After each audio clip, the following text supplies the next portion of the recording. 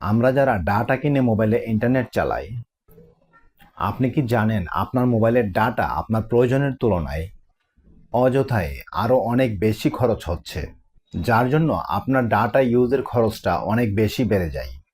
আজ আমি ছোট্ট একটি সেটিংস দেখিয়ে দিব। এই সেটিংসটা যদি আপনি করে নেন, আপনার ডাটা ইউজের খরচ প্রায় অর্ধেক কমে আসবে।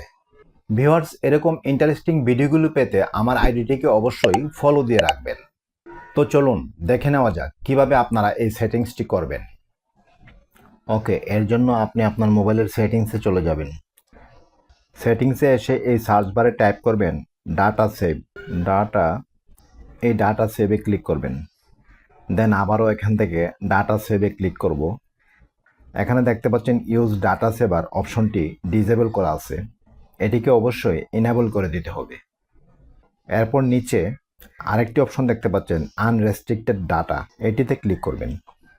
এখানে ডান পাশে প্রত্যেকটি অপশন অবশ্যই ডিসেবল বা অফ করা থাকতে হবে। যদি এরকম অন করা থাকে, আপনি অবশ্যই প্রত্যেকটা অপশন এভাবে অফ করে দিবেন। জাস্ট এই সেটিংসটা করে নিলে আপনি দেখতে পাবেন যে আপনার মোবাইলে আর অতিরিক্ত ডাটা ইউজ হচ্ছে না।